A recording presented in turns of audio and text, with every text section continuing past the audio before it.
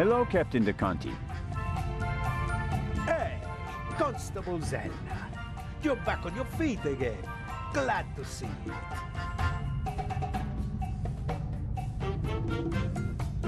What was your experience of last night?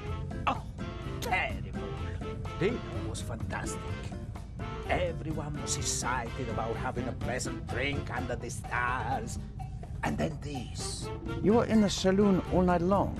As the captain, I have to care for my passengers. After you and the others rushed out, I tried to maintain a festive atmosphere.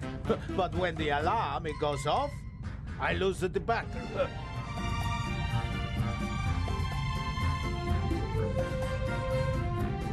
How was the Baroness? She really surprised me. After she was so unapproachable at the reception and didn't show her face for the entire afternoon, I was afraid she was one of the bores and bourgeoisie. But then she arrived in the early evening in the best of moods. Already had a few, if you know what I mean. Did she say anything to you? She asked me where Legrand's cabin was. I told her, then invited her to come for drinks in the evening. I said it would be great fun. The whole ship will be there, and you don't want to miss that, I told her. And then? She seemed to like the idea. She smiled, and then left again for a few minutes. Then she came back and seemed very happy. We drank a toast to life. But at some point she didn't feel well anymore? She overdid it a bit. She suddenly started to swoon and almost spilled her drink. I asked her if she wanted to rest for a moment in her cabin. At first, she didn't want to. She definitely wanted to stay in the saloon. But then she realized that she really did need to lie down. We left together. You know the rest of the story. Did everyone drink from the same bottle of champagne last night? There was more than one bottle, if that's what you mean. There were quite a few guests, and the event lasted several hours. The last bottle of champagne, the one the Baroness drank from, did anyone else drink from it? Certainly. We have reason to believe that the champagne was drugged. Incredible. But wouldn't that have made everyone drowsy? Not if it was only the Baroness's glass that was drugged. I see. That's possible. On a night like that, many glasses are filled and emptied. There are several stewards, many guests. No one keeps track of every glass and every bottle. A few drops in a glass? Yes, it's certainly possible. The glass you handed me last night, where did you get it? Ah, I understand. You think your glass was poisoned as well? Did you pour it yourself? No.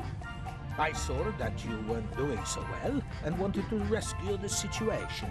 I took the first available glass and I give it to you. Was it on the table? No, I hurry over to you, together with Dr. Gebhardt, who, of course, he had the glass in his hand. He was looking around for a place to set it down so that he could examine you. I took it from him. And gave it to me. I'd like to apologize for that, but you look so worse for the wear, and I just wanted to comfort you. I didn't think of looking for a new glass for you. So the doctor had the drugged glass in his hand. Is it possible to find out where the alarm was set off? I'm afraid not. There are alarms all over the ship. I saw that they're sealed. Can't we just check whether the seal is broken? I'm afraid they're gonna be missing on a lot of alarms. You know, this is an old ship, and over the years... So, you're saying that the alarms haven't been regularly maintained? I'll inform the crew immediately, of course. Of course. What can you tell me about the passengers? Oh, not that much, I'm afraid. I wanted to get to know them properly at the reception. In most cases, I just shook hands with them as they boarded the ship. There are a few regulars on board, and after dinner, I had a conversation with Mr. Kreutzer, a talented violinist, and Lady Westmacott. But you already know them from the train.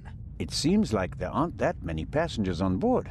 These bloody airplanes are making our lives miserable. Can you imagine? Grown men prefer to jam themselves into a narrow metal coffins instead of enjoying the fresh sea air on a ship. It's all about saving time.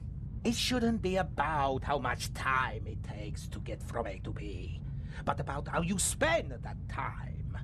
What you experience on the journey, that's what it's about.